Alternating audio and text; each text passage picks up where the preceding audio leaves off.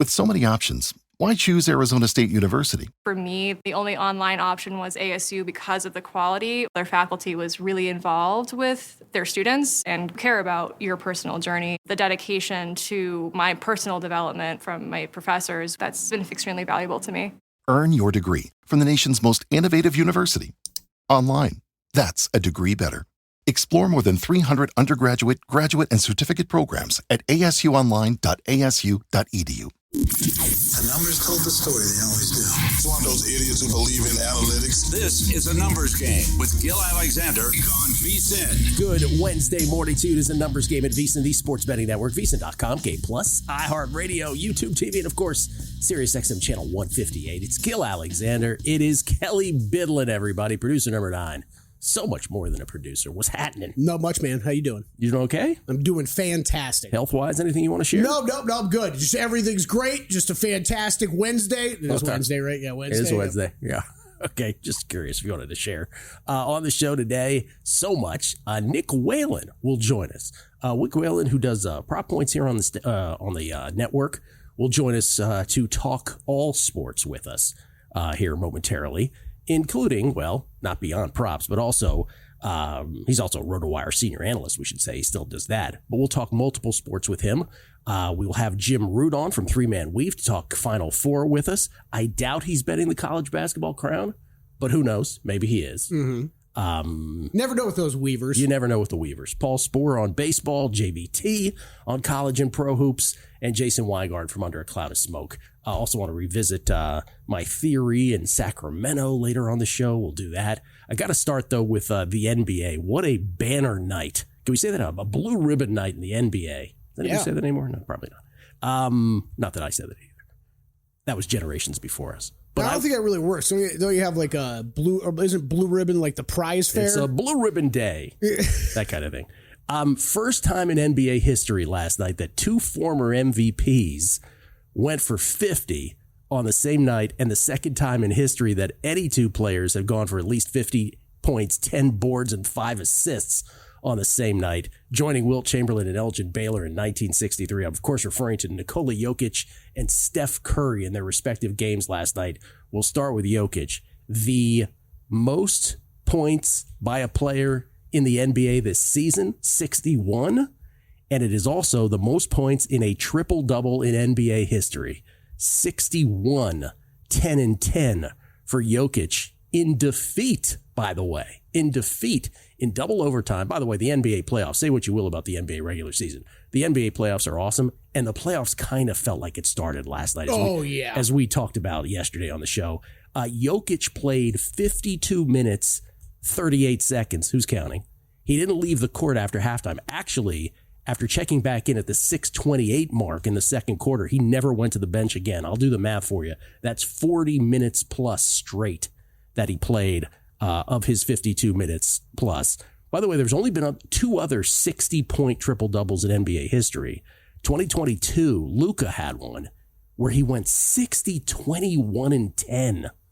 God bless. Okay. And then James Harden had one in 2018 where he went 60, 11, and 10. Again, last night, though, 61, 10, and 10, the most points in a triple-double in NBA history. The game ended, though, and this is, again, these have big playoff implications in terms of seeding. The T-Wolves had a lot to play for. So did Denver in terms of seeding. The T-Wolves basically had two miserable possessions in regulation, to end regulation, and to end the first overtime. And in the second overtime, they seal the win, the Timberwolves do, on a Nickeil Alexander-Walker pair of free throws. He purposely missed the third. The sequence at the end was this. Denver was up a point. They get a steal. Russell Westbrook has the ball. He's got a 2-on-1. He has a choice. Either pass it to the better free throw shooter and hope for fouls, or basically, try to pull it out and waste time. The bottom line is he goes in for the layup himself and gacks the layup. Denver gets the board. Minnesota gets the board. This is high school basketball stuff. They go all the way down court. Clock's running down. Now we're in the last seconds. Remember, Denver's up 1. And Alexander Walker shoots a 3 and Westbrook fouls him with 0.1 seconds left on the clock. thus the 2 free throws made and then the purposely missed one, and the T-Wolves win. Westbrook with the 2 gaffes at the end. Now, again, the big question, should the Nuggets have not attempted the layup and pulled it back to run the clock? I think that's the answer. Yeah, absolutely. That was the bigger gaffe than Westbrook getting lost on defense and not being able to find the wide open 3-point shooter and then closing out too late for a foul. That's nothing new for Russell Westbrook. Well, he was the last guy back down court. Right, yes, but still, that part's nothing new for Russell Westbrook. Knowing time scores situation, I expect far more from a player of Russell Westbrook in that situation. You saw Christian Brown running down the court too, because that's all he's been doing all season. All season, he's just out on the break waiting for a Jokic bomb pass for him to lay it in. And this is what these guys get used to. And it was a terrible screw up from them at the end. One more thing about Jokic, by the way. There have been 91 60-point games in NBA history. There have been 7,117 20-rebound games in NBA history and 237 20-assist games in NBA history. He becomes the second player in NBA history to do all 3 in a single season. The other person, Wilt. It's always Wilt. It's always Wilt. We did have straw poll come out today, too. Little straw poll. The Bontemps straw poll is kind of funny this year because I feel like he puts it together and it gets released the very morning after Jokic has some ridiculous game. He does have interesting timing. It's been kind of comical this year. It's very much what you would expect. Shea, 77 first place votes. Jokic, 23 is where we're at. And it's kind of reflected in the MVP market, right? Where Shea is still more, minus 2,000. So I believe it did tick down a little bit. Looks pretty prohibitive minus to me. 2,000, 9-1 on Jokic. I think this was even higher, though, going into that game last night. But based on that straw poll, that doesn't want to make me bet Jokic. Because his straw polls are usually pretty dead on. About this one, at this point, it is by far the most predictive. Obviously, we're the closest to the end of the regular season. But these have been pretty rock solid over the years. And yes, I could not recommend a Jokic bet right now. So the Nuggets loss puts them... I mean, they're still in third now, but now they are only a half game ahead of the Lakers for that third spot. What preceded the Jokic performance in defeat was Steph Curry doing that damn thing in victory. Incredible. For the Warriors against the Grizzlies. Steph, 52, 12, 10, and 5. Is that right? Did he end up with 10 assists in the end? Let me check that one. I thought he fell short on the assists. What I have here might be wrong. Anyway, 52 points, and he ended up with a double-double anyway. That's the first time he's ever had 50 with 10-plus rebounds. 10 boards, yeah. 10 boards, 8 assists. Yeah, 52, 10, and 8. That's correct. Did he also have 5 steals in this game? Is that also correct? Or somebody's or I got bad stats here, but 12 threes he made. That matches. No, you're right. 5 steals. 5 steals. And a block. And a block. 12 threes matches his season high. He had 32 points at the half, going 11 of 16 from the field, 8 of 10 from outside the arc. And after he made his last 3, Steve Kerr was just like shaking his head like, I can't believe this dude. Jimmy Butler scored 27. Draymond had 13, 10, and 12. He had a triple-double. Warriors move into 5th place in the Western Conference now.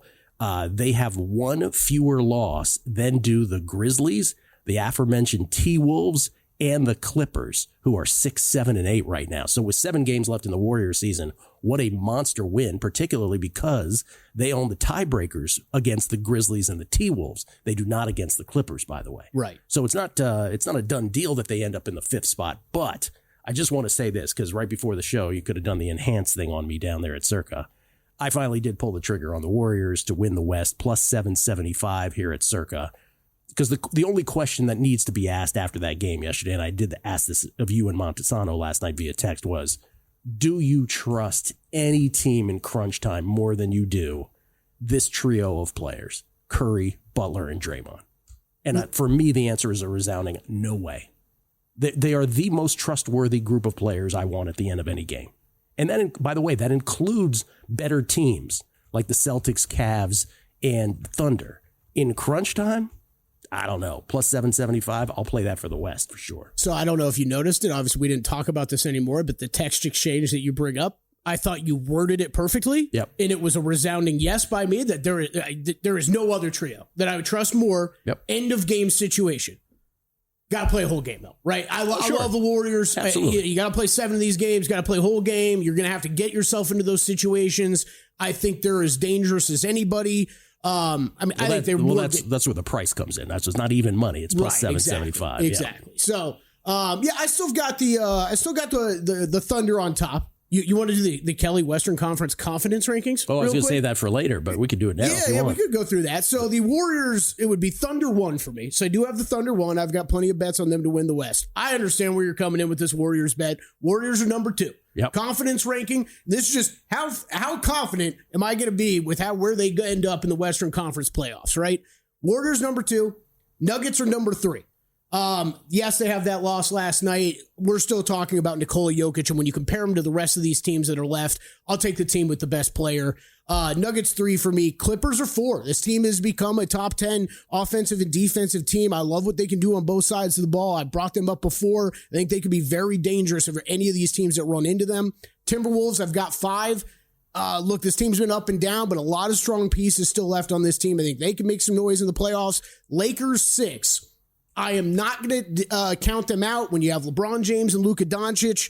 On the offensive side of the ball, they could take this team very far. Grizzlies, Rockets go 7-8 for me. I don't know how serious I can take them as contenders, though. Nope, the seriousness ends after number 6. Defensive Player of the Year, Draymond out to minus 165. Dort shortened to 12-1.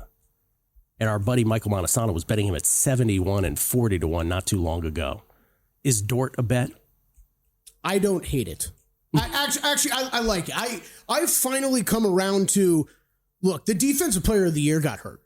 You got a blood clot, right? He's out. Yep. Sorry. This has all been who are we trying to replace this award with for Victor Wembanyama. I've finally gotten to the point, Gill, of just give it to somebody on the Thunder. Give it to somebody who's been on the best defense all season long. And it sounds like the ESPN guys are starting to say that out loud about Dort now, aren't they? Yeah, a little bit. And they wield quite a bit of influence. We'll come back college basketball with Jim Root, Nick Whalen on a bunch of sports, Paul Sporer on baseball. We'll even get to the Texas Open, the Valero Texas Open a little later on golf. It's a numbers game at VSiN, the sports betting network.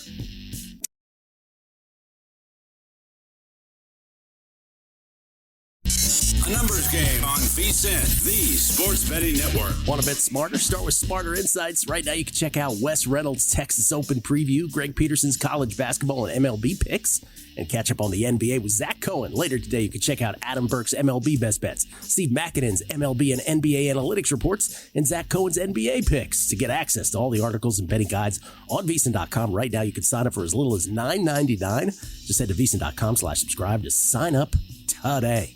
It's Gill Alexander. It's Kelley Bydlon. I don't mean to be gross. Can I be gross for a second? Yes, please. I probably have asked this in some form before. What is the ailment or the temporary defect on a human body that is the smallest but causes the most pain? Man. I mean, I know where you're about to go. Yeah. And I don't know if I can think of one that beats it. The terrible name. But have you ever had a little, like a canker sore in your mouth? Yeah, they're awful. And especially when we have to talk for 2 hours. Oh, my God. Every word. You know what I get? Especially when you dry it out here in Nevada, when you get like the cracks in your, like around your nails, those are really painful too. Around your nails? Oh. Yeah, like I'll get cracks in my skin around my nails. It's terrible. Anyway, boys and girls, sorry to share that with you. But, and you know how fierce I type. So it becomes painful. I've got to type through the pain. Torch D, by the way, the one who put his satin on your panties. He said, yo. Dagnall should be the front runner for Coach of the Year. What are the other favorites doing better than him? Not to mention he's doing all this with a super young team. I think the only thing Atkinson is doing better is keeping his players out of trash AT&T commercials. It's from Torch D. Yeah, I'm with you, man. Again, going to the NBA standings. Thunder. They got to go 7-0 down the stretch to get to 70. We'll see if they care, because right now with 12 losses and the Cavs with 15, it looks as though the last couple games won't matter at all. So we'll see how they play that. We shall see. I know that Bickerstaff took a lot of money over the weekend. I disagree. Like, I think Dags is a good bet. If you're in the 20s, I don't hate it right now. You disagree with the money in the market. Yeah, I disagree with the move, because I think that was live. I think that was very live if we were talking about a Pistons team that was got up to the third seed in the East. And you could say, hey, look at this massive improvement. The improvement's been incredible. I'm not trying to downplay that. But yeah, they could still get up to the 4 seed, 3 seeds out of reach at this point. I don't really think he's all that realistic. I think Atkinson, you could get in on a good price now that we haven't seen in a long time at minus 260, or do you take the long shot with Dags where 70 wins is still in play? I think 82 games matters. Like, I don't think you can determine these awards after 70. And if you go 5-5 in your last 10 and you end up with the Cavs 60-15, it kind of should matter. Totally. Yeah, I agree. Let's talk some college hoops. Ladies and gentlemen, he is 1/3 of the 3-man weave group. He might even say a higher percentage, but we'll go with 1/3, not to cause some dissent. It's Jim Root, everybody. James Patrick Root. You can follow him on Twitter at Second Chance Points. You can follow 3-Man Weave at 3MW_CBB. Comes to us courtesy of the Progressive Guest Line. Jimmy, how you doing? I'm good. I'm ready to rock here. I got about 24 hours till I'm on a plane down to San Antonio, get in person for these big games. So I'm excited. I'm excited to talk to you and excited for the weekend. You see that little brag in the middle there? See what he said? Right? He's going to the Valero Texas Open. Oh, that's what he's doing. That's what he's doing. Yeah. That's what he's doing. Yeah. So Wade, before we get to all that, are you suggesting that you do not have college basketball crown fever? Is that what you're suggesting? I don't quite have the crown fever, although had I been betting every over, maybe I would. It seems like that has been quite a play for people, and games have been flying over even late in games, but it has not quite taken over my household, unfortunately. Yeah. Didn't we go 2-2 with the overs, though, yesterday? Or did we? Was it 2-2? I think the first day might have been 4-0. 4-0 the first day. Might have started 2-0 yesterday. Went 4-0 the first day, 2-2. So I don't know if it's a thing anymore moving forward as they get to the very exciting Final 8 in the Crown. I think the cool kids call it the Crown. All right, to the Final 4.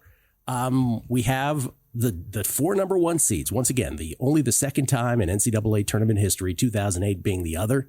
And I'm curious, first of all, in your brackets, is this what you had?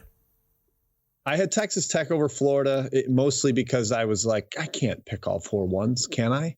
But quite honestly, they've been the best 4 teams all year, and by a little bit of a margin, especially late in the year with how well Florida played. They put themselves up in that stratosphere. So it felt like I had to pick someone that wasn't one of the 1 seeds, and I went with Texas Tech, and hey, they almost got it done. So I can't really put too much shame on that. But yeah, I thought the other 3 1 seeds would get there. Yeah, well, and you should have probably had Texas Tech, to be honest with you, but just didn't work out in the end, obviously. Okay, let's do these in chronological order. Don't pay attention to the times we had there on screen, but Florida-Auburn is the first game on Saturday. Auburn, a 2.5-point dog here. Florida, 2.5-point favorite. We don't know the full extent of Janai Broom's injury in terms of what percentage of full strength Janai will have on Saturday. But the Gators 2.5-point favorites, 159.5 is now the total here.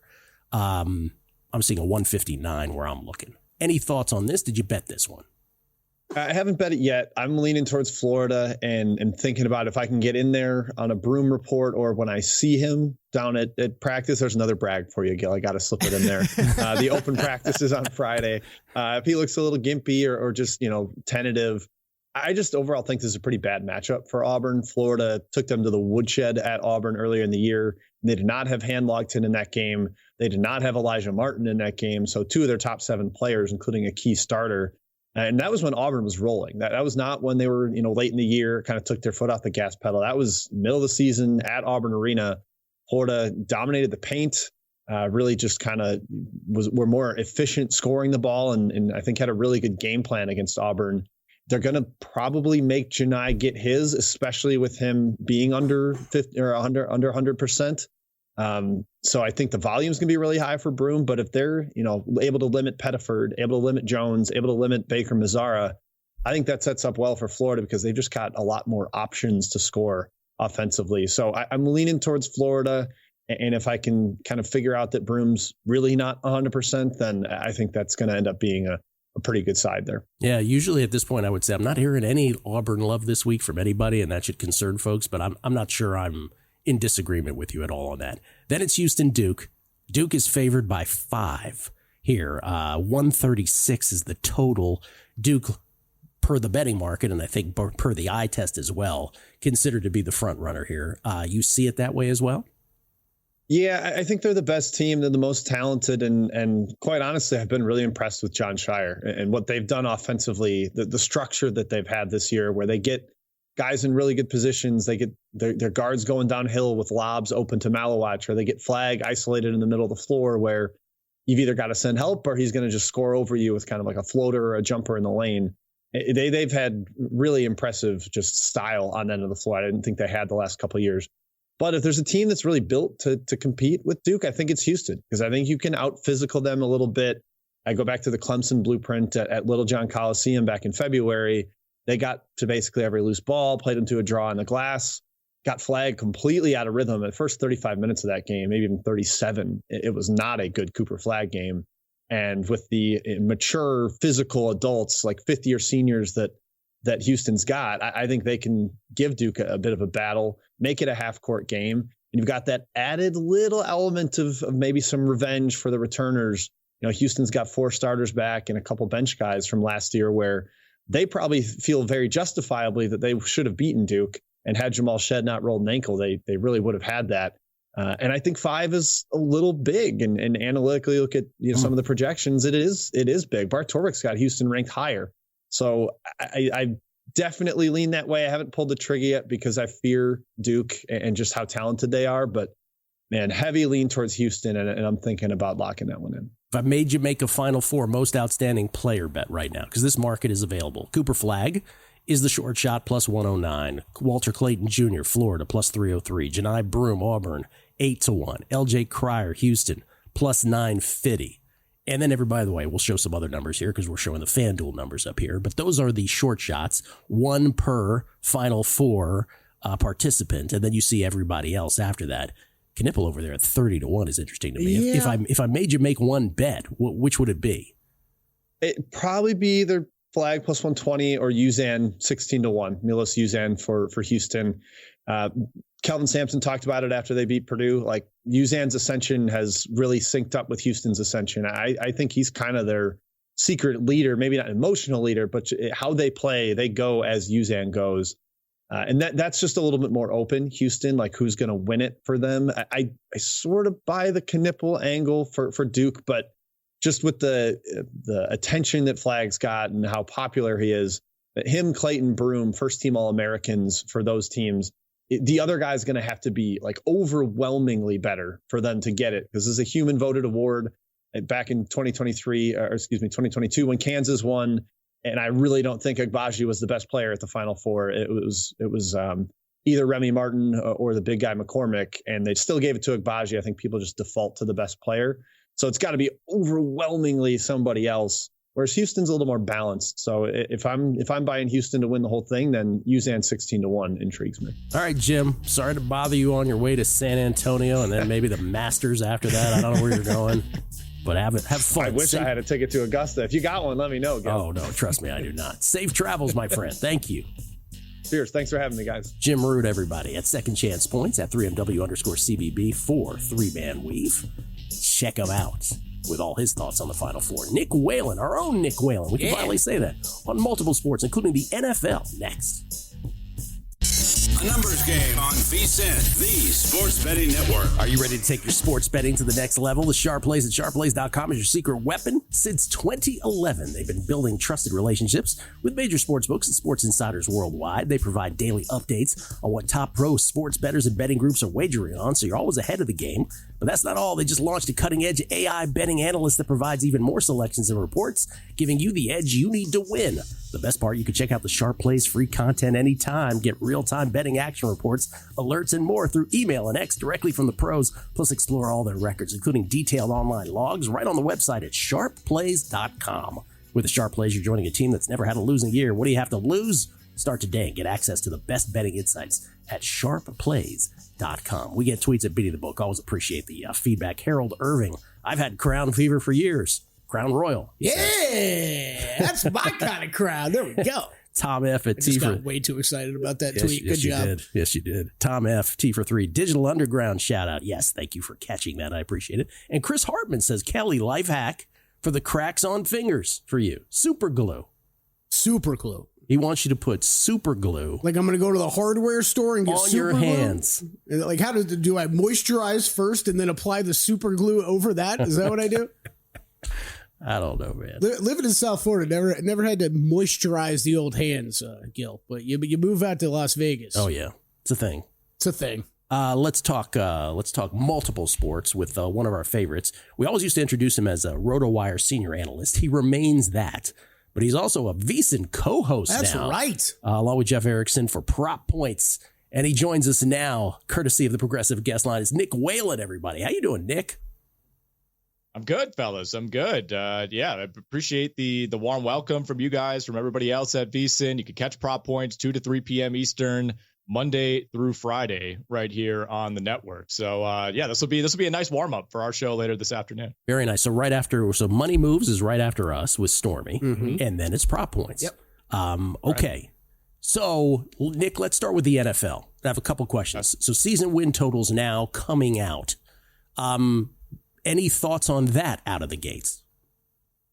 Yeah, I was talking with Kelley earlier this week, and we had some initial confusion. I sent him some plays that I liked, and he's like, oh my gosh, you bet all these already? I have not. I want to make that very clear. I have not put anything in, but I love the discussion when these win totals come out, right? Like we're still like a month away from the schedule coming out. We haven't even had the draft, but when you look at these win totals, it forces you to kind of come up with a narrative. You're checking on the schedule of opponents, even if we don't know the order.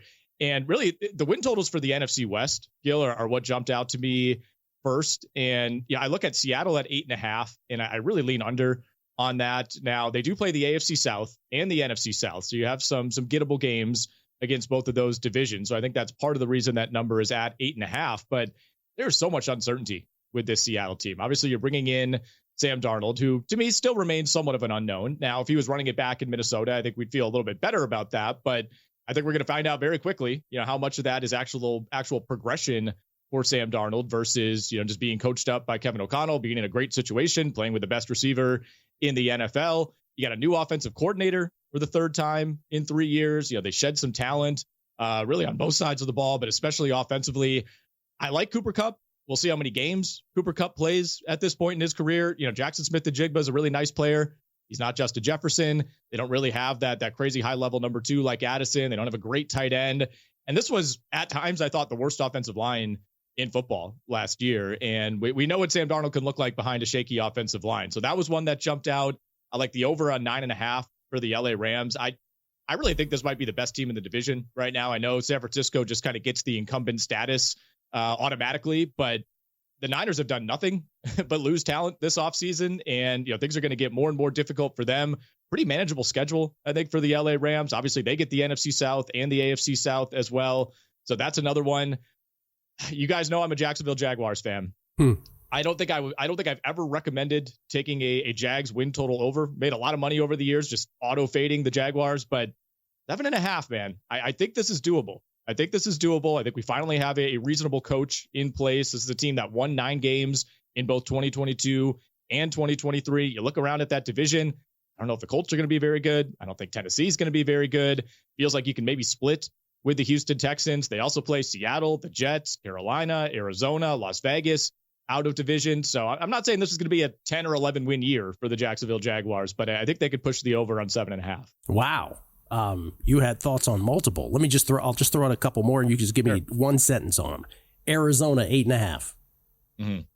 Yeah. So Arizona and Seattle at 8.5. It's like one of these is going under for sure. I don't know which one necessarily. I feel a little bit stronger probably about Seattle, but I don't really like this Arizona team either. I really don't. I don't think they got any better. You got some aging pieces on that offense, a ton of holes to fix defensively.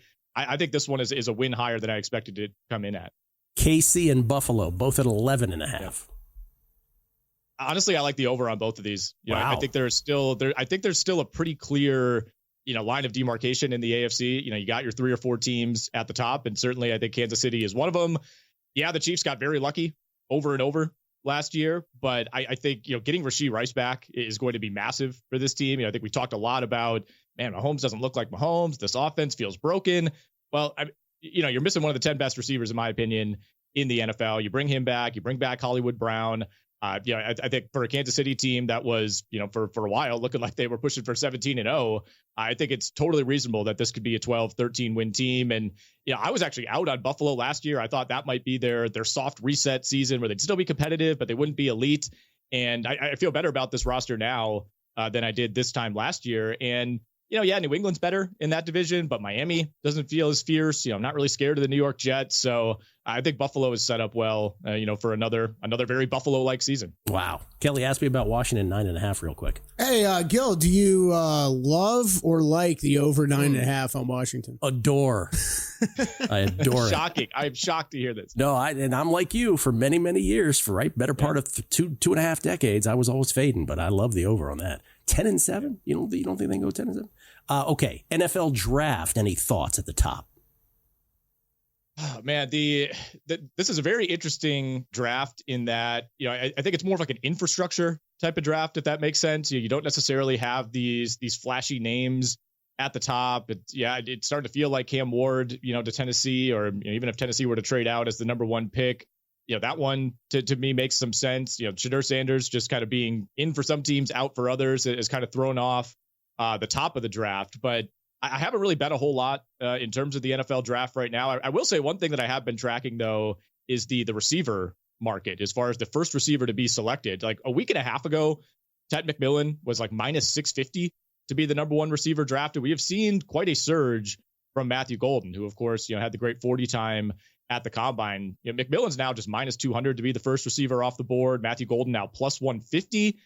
That's an interesting market. That's something I would look at. I still think McMillan is that guy. But I think there are some teams that might prioritize the speed of Matthew Golden. So that receiver market, the changes we've seen there, we haven't really seen that at other positions. So that is something that maybe I would take a look at. Okay. Once again, Nick is the co-host of Prop Points. Give us in our last few minutes here a sort of snapshot of what folks will get on Prop Points when it pertains to either the Final Four or the NBA or anything else you want to talk about. Yeah, so I am kind of our resident NBA guy, if you will. Not sure I would give myself that title, but I split the show with Jeff Erickson. He's my co-host. We host 2 hours of radio together every day as well. You can catch that on Sirius XM Fantasy. And Jeff is a baseball guy. He is a certified baseball guy. He's been doing this for 25 plus years. So this time of year, we do at least one segment breaking down daily baseball bets. That's usually Jeff's forte. We still break down the NBA, although good luck on tonight's slate. I know you've taken a look at that, Kelley. Mm-hmm. We have 9 games, and 7 of them are currently holding double-digit spreads. One of them had a double-digit spread last night until the Denver Nuggets ended up playing into double overtime, and now there's some expectation that they could rest some guys on the second night of a back-to-back. But it's a healthy mix of baseball, basketball. We'll talk plenty of March Madness. Mix in whatever's going on. As we get closer to the NFL draft, we'll have some special shows coming up for that. We talk a lot of golf as well. Both Jeff and I are big golf guys. So we try to bring a variety. I think that's kind of been our bread and butter at RotoWire over the years. We're not one of those sites that just specializes in one sport and that's all we do. We try to be jack of all trades as much as we can. What's your strongest Final Four opinion here? Well, from the start, guys, I've not put together a fantastic bracket for the 25th year in a row, but Florida and Duke has been my national championship matchup. I have Florida beating Duke in that matchup. Right now, I'm just looking at a Florida-Duke money line parlay. I know it's boring, coming down to Saturday night's games. You can get that at about plus 135 at the DraftKings Sportsbook. I feel good about both of those teams winning straight up. I do think we get 2 close games. Florida obviously has already beaten Auburn. They only played once during the regular season. But to me, Florida is just the more consistent team. Their role players show up more consistently. They're as deep as anybody in the country. Not 100% sure Jani Broome is going to be 100% for this game. It looked like it was both elbow, knee, ankle, everything on that play. So I think that's something that's gone a little bit undercovered. And, Auburn's gotten off to some sluggish starts so far in this tournament. So I'd maybe look at a first half under, maybe look at Florida on the first half line. Auburn survived, shooting 39% against Michigan, 42% against Michigan State. Can't do that against Florida. All right, Prop Points. Nick and Jeff, 2 p.m. Eastern, 11 a.m. Pacific, right here at VSiN. Appreciate it, Nick. Great seeing you, man. Hey, you guys too. Thank you. Also doing this thing at RotoWire still, for those who might be wondering about that. When we come back, I continue with my Sacramento ballpark theory, and Paul Sporer tells me I'm an idiot. Probably. That's next. Numbers Game, VSiN, the Sports Betting Network.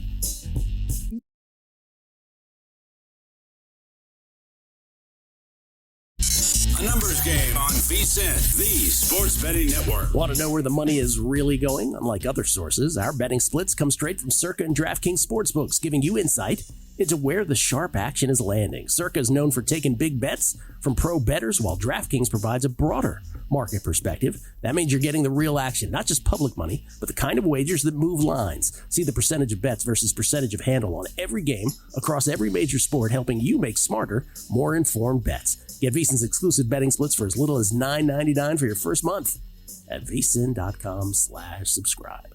We get tweets at Beating the Book. Always appreciated. Chris Hartman wants to clarify. He says, Kelley, Fuel at Circa, the little shop across the way here, probably has a small tube of super glue available behind the counter. Seals the crack, moisturize after it dries, he says. Okay. And Jesse Welch adds, my interest is oddly piqued at Kelley's health all of a sudden. Corbin says, as someone who had the Timberwolves plus 5.5 in game tied to a couple other things that hit already, I took the Nuggets money line at a big price when they were down 6 in the first OT. I thought I middled it perfect. Then Westbrook happens. That was the definition of betting in the NBA this year. That's the definition of betting the NBA, period, I find. Okay, yesterday on the show, so I mentioned this with Mark Borchard yesterday, but essentially after the Cubs beat the Athletics in Sacramento at Sutter Health Park, they beat them 18-3. Mark Borchard started talking about the ballpark in Tampa Bay and how that roster conformed to that ballpark, and then I took it in another direction. Here's what it sounded like. And I think that Tampa Bay really has designed their team around Tropicana Field. And now that they're not there anymore, it'll be interesting to see kind of if those pitching numbers remain low. And so far they have. But I think that would have more of an impact than the other one. So we'll see what happens. See, that's interesting because what that triggers to me by that same logic, right? So what was Oakland's ballpark known for? Oakland's ballpark was known for vast amounts of foul ground. So I wonder when you say that Tampa Bay was tailored to their ballpark, I wonder if the Athletics really, right, the pitching profile was tailored to that Oakland ballpark where foul ground was really sort of quietly used to their benefit. And if that goes out the window now, does that become a thing? Again, it's only one game. So total didn't adjust today, but I think by that same logic, that's an interesting thing to look into. So yesterday, I go ahead and I bet the over, right? It didn't adjust. In fact, it went against us. It went down to 8. It went over by the end of the third inning. By the way, then I made an in-game bet that didn't win because then it kind of stifled. But the point is, what I was trying to say there is, and for those of us who have bet baseball for as long as we have, and in a different lifetime, that's all I used to bet, right? Daily. It's the notion of, did Oakland have fly ball pitchers tailored to the immense amount of foul ground that existed in Oakland? When you see comparisons between the ballpark in Oakland and Sutter Health Park now in Sacramento, which, by the way, seats 14,000, everybody says, oh, the dimensions are similar, but not foul ground. In Sacramento, it immediately goes into the stands once you get past the infield. Joey Estes, who pitched the Athletics' first game, fly ball pitcher. Luis Severino yesterday, fly ball pitcher. Today, Jeffrey Springs, fly ball pitcher. And it only adjusted to 9. Paul Sporer we bring in now from FanGraphs, at Sporer on Twitter, courtesy of the Progressive Guest Line. Paul, I never want to overreact, but I kind of feel like I should overreact here. I mean, I definitely think with this park and a bunch of fly ball pitchers, you do want to start looking and see if they're going to adjust the numbers on you or if it's going to remain a soft spot for you to attack here, because I do think that fly ball pitchers definitely had it easier in the Coliseum because of all that foul territory, exactly what you were saying. So, yeah, I think you're onto something. And you're right. We don't want to overreact early to things, to anything, really. We have to be very, very smart about that. But that doesn't mean you ignore everything. You don't just bury your head in the sand and not look for anything that you can play. And especially something like this where they're not adjusting the numbers. I think you're onto something here. I really do. Yeah. I mean, as long as they're throwing out fly ball pitchers, that stuff really matters. And this is a great sort of lesson for new bettors about analytics versus the eye test. It was Dean Oliver, who was more of an NBA analytics guy, who said famously, or at least I found it to be famous back at Sloan back in the day at the MIT conference, where he's like, listen, our eyes can see one game better than analytics, but analytics sees everything in a better way than our eyes do. And foul balls caught in Oakland is not something you'd ever process, right, watching a baseball game. But when you watch this now, you're like, oh, yeah, those aren't outs anymore. So the batter just gets another. So anyway, That's when a roster is tailored to a ballpark. This is what happens when it changes suddenly. Absolutely. And people, mistakenly thought that Oakland, the Coliseum was a pitcher's park inherently, or that you couldn't go yard there. No, it was the foul territory. It was 100% the foul territory. There were some cold nights, sure, it was tougher to go yard, but when their home run hitters were on, the ones that they've had over the years, they could go yard there. It's not that difficult a park to hit homers. It's always the foul territory, and now that's gone in Sutter Home, and that's a huge, huge difference. Day game, I'm going over today again in Sacramento, where again, we're not allowed to call them the Sacramento Athletics. They're merely the Athletics. Simply the Athletics. Simply the Athletics. What is your big, I'm still curious to know this from you. What's your biggest takeaway? I don't want to say takeaway. What's the thing in this early part of the baseball season? Obviously, the Dodgers 7-0. Who knows if they ever lose a baseball game ever again? Torpedo bats. Beyond the obvious ones, what's like a Paul Sporer thing that you've noticed where you're like, okay, this I didn't expect, or this could be a thing? What is it? Padres stealing bases. They've got 13 steals so far. They've got some guys running wild, including Fernando Tatis, who's already commented about it and said, hey, I was on one leg last year. What do you expect? He only went 11 for 14, which is still a great rate, by the way. 11 steals in 102 games from him. He's already got 4 this year. Manny Machado has a bunch. Xander Bogaerts has 3. They're kind of running wild, and that's an interesting dynamic. We've seen teams running more with these new rules for sure, but I think some of the teams that have really taken advantage of it have been maybe some of the lesser teams trying to get an edge. Washington, for sure has been a big part of it. Cleveland is a team that, they had a great season last year, but they kind of win on the margins, bullpen, base running, things like that. This is a powerhouse team, San Diego, at least on paper, and they're really diving into the steals. They're only behind Pittsburgh, who's also up with their stealing this year, mainly because they can't hit. So any hit that they do get in Pittsburgh, they're trying to turn into a double. They have 17 steals to San Diego's 13, but that's something that definitely jumps out. I know Kelley was kind of jokingly talking about the torpedo bats. I know it's like the biggest thing going, but I don't want to say I couldn't care less, but I'm completely unmoved by it because they're not new. They're not the reason for the success of the Yankees this weekend. And it's just a new shiny thing, quote unquote new, again, been around since I think 2019, that people are drawing their attention to. I saw some pitchers whining on Twitter as if the last 50 big innovations haven't been pitcher based. Shut up, Matt Strong. Yeah. And carrying on about it.